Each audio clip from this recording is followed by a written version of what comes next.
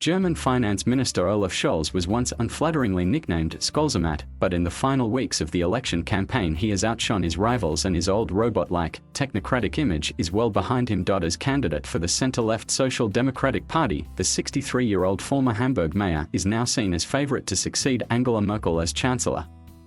If he wins, he will become Germany's first SPD chancellor since Gerhard Schröder left office in 2005.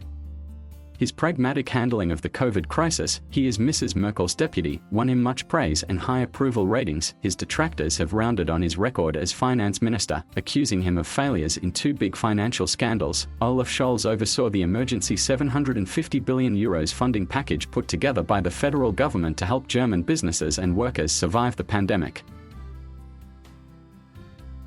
"This is the bazooka that's needed to get the job done," said Mr. Scholz.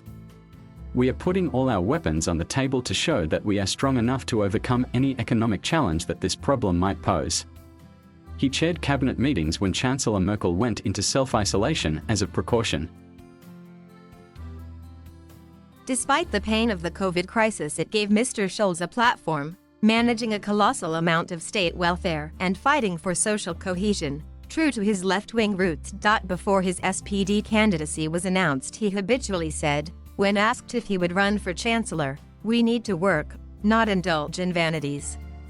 With France, Mr. Scholz was also lead architect of the EU's €750 billion pandemic recovery fund. With Angela Merkel about to step down, his record in maintaining Franco-German solidarity also works in his favor. French Finance Minister Bruno Le Maire praised not only Olaf for his solidarity with France, but also his brother Dr. Jens Scholz, who airlifted 6 critically ill French COVID-19 patients to hospital in Kiel.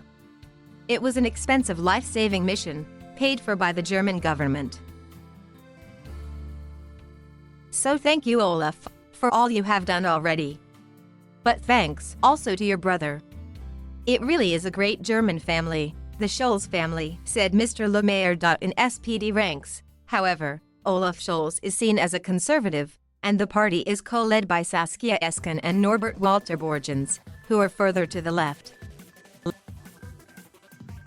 Mr. Scholz, who is married to fellow SPD politician Britta Ernst, grew up in Hamburg and entered politics as a socialist youth leader, having studied labor law. He was mayor of Hamburg from 2011 to 2018, during which time his politics became less radical.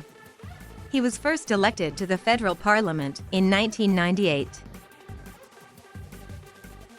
The SPD has been the junior coalition partner of Mrs. Merkel's Christian Democrats for much of the past 8 years, and many SPD members have complained that the policies agreed by their Grand Coalition, or GroKo, were too conservative. Even though the SPD has not won a national election since 2002, Mr. Scholz has steered them to within touching distance of doing so, despite his reputation for being dull and uninspiring. During televised election debates, his CDU rival, Armin Laschet, repeatedly accused Mr. Scholz of failing to rule out an alliance with the left-wing Die Linke. But voters know that the vice-chancellor has worked in tandem, successfully, with Angela Merkel, and for many he will be seen as more of a continuity candidate than her anointed successor. Die Linke's big policy plan to leave NATO is not on his agenda.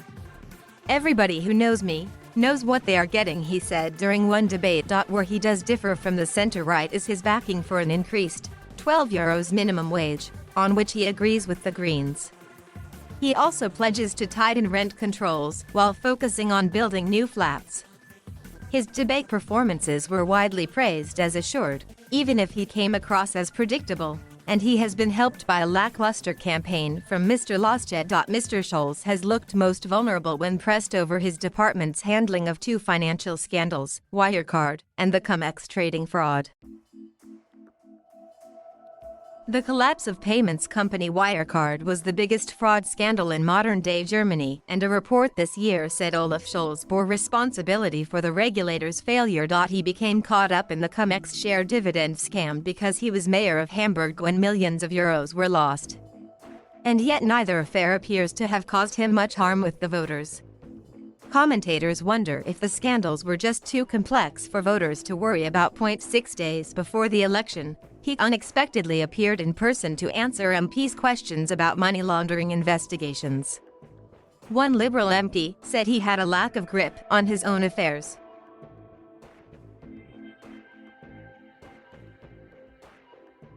Thank you for watching. Please subscribe.